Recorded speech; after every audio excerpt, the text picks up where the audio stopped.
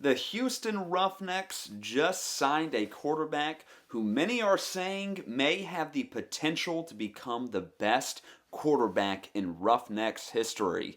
Is that true? Well, we're going to find out on this episode of the Rough 'em Up podcast.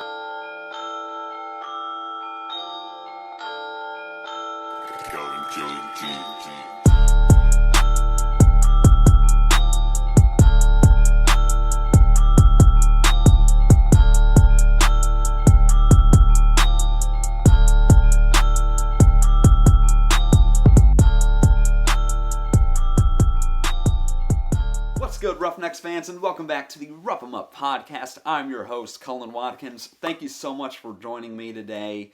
Because look, I was not planning on making this video today. I was planning on making my roster breakdown like I've done the past 2 years. But then I realized, wait a minute. No, everything's changed. The Roughnecks, like I said in the intro, the Roughnecks just signed a guy who I have not seen so much hype around since PJ Walker and Connor Cook in 2020.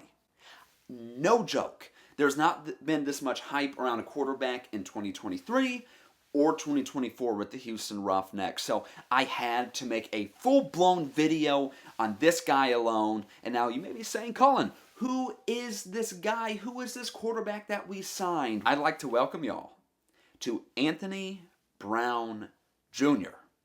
We signed him early February. Davius Richard is no longer, if y'all remember from my last video, Davius Richards no longer on the team. He was put on the retired list and replaced by Anthony Brown Jr.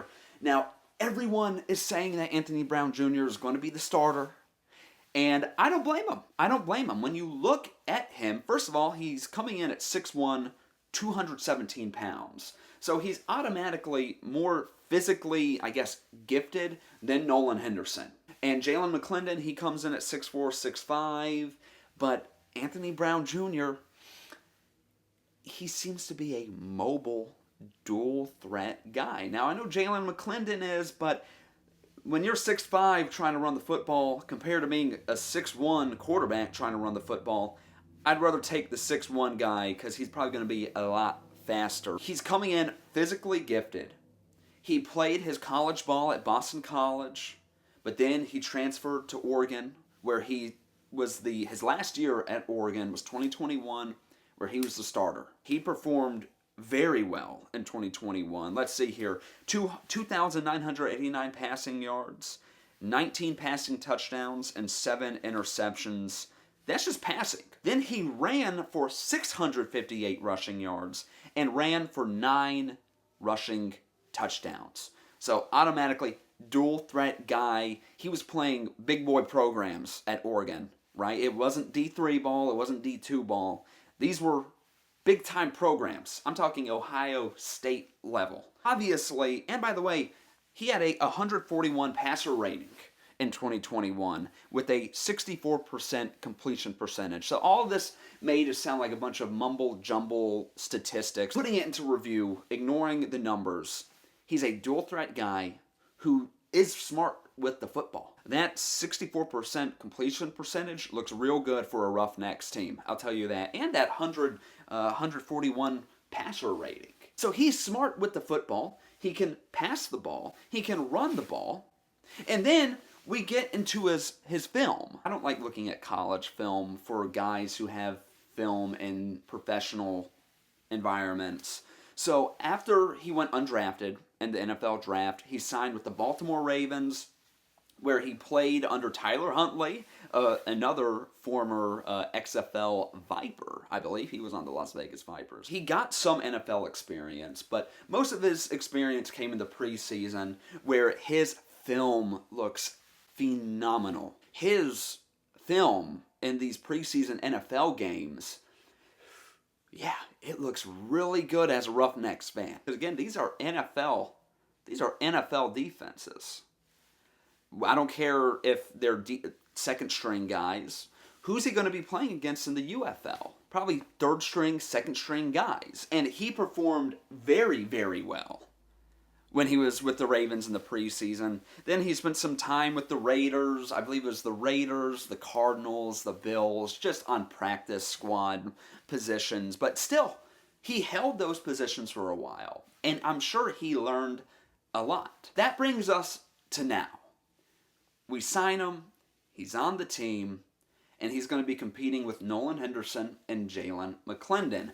Everyone I know, everyone I'm talking to are saying that Anthony Brown Jr. is going to be the starter. And let's think about this for a little bit. Jalen McClendon is a lot bigger.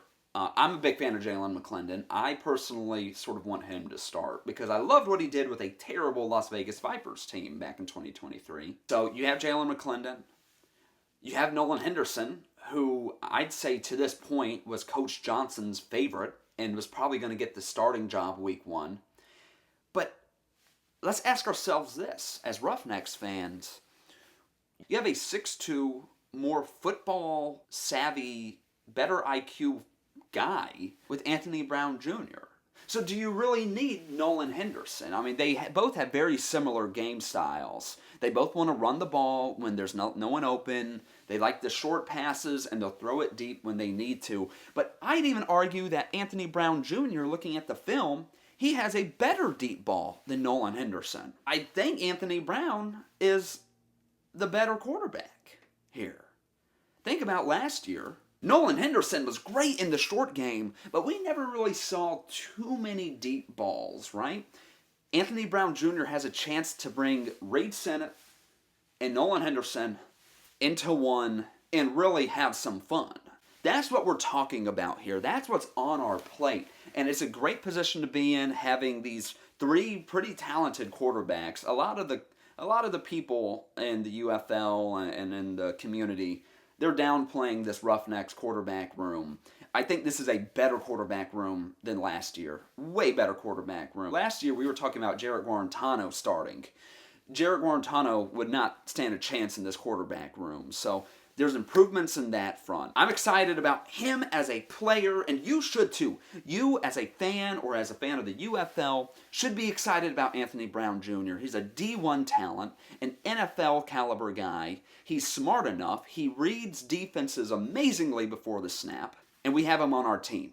This is great for the league. It's great for the team. Now, this is not without some issues. By no means do I think he's head and shoulders above anyone else in the league, especially compared to Alex Magoo, Corral. I could see him carving out a role like Jordan Teamu, right? Sort of that dual threat, short game type guy. But my big issue with this whole situation with Anthony Brown Jr., it's not him. It's the coaching staff and the offensive scheme that he's going to be playing under. As y'all know, Coach C.J. Johnson is still here. He's still here. And offensive coordinator / passing game coordinator, Eric Price, he's still here.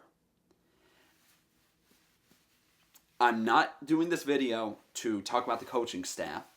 I'm here to talk about Anthony Brown Jr. History tells us. You look at 2023 and 2024, when C.J. Johnson and Eric Price were buddies working hand in hand, what was the offensive production from the quarterbacks like? Well, I went and I researched and I looked. 2023 with the Houston Gamblers, they produced, in passing yards per game, they finished 5th out of 8. Not too good.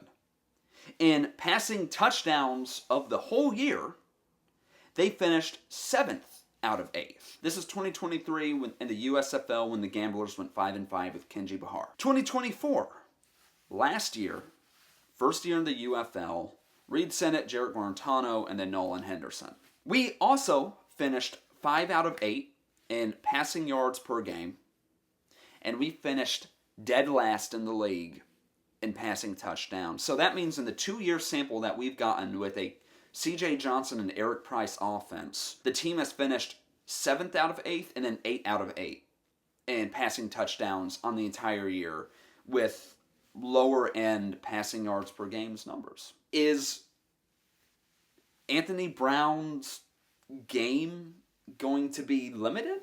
I guess that's for y'all to decide. I'm going to pose that question, and you're going to have to tell me in the comments down below. But is his game going to be limited? I think it is. Look, I think last year I was a big fan of Reed Sennett, and I don't think it was a quarterback passer friendly offense that was being ran. I think they figured it out at the end with Nolan Henderson and using Justin Hall. And I hope that going into 2025, the coaching staff knows what works, knows what doesn't work, and makes the proper adjustments there. But will it happen? I think my final verdict on Anthony Brown Jr., we know he's good enough. But will the coaching staff be good enough to utilize his strengths? His strengths of running a quick game, getting out of the pocket when he needs to, and launching a deep ball here and there. It can be done. This can absolutely be done. But will it be done? That's what we'll have to find out. Even if Anthony Brown gets the starting job, again, there is a chance that Nolan Henderson wins it. CJ Johnson loves Nolan Henderson, both last year and I've been hearing stuff this year in the offseason. So we'll have to see what Anthony Brown Jr. does. But again, I just wanted to make this video because I think this guy is special enough to make a whole entire video on him. There's a lot of hype around him, though. I will say that. There's a lot of hype around him, not just with Roughnecks fans, but with the fans of the league. There's a lot of hype around this guy. Y'all should be excited, but let's also watch how the coaching staff utilizes him. That's going to make a big difference. But anyways, folks, thank you so much for watching this video.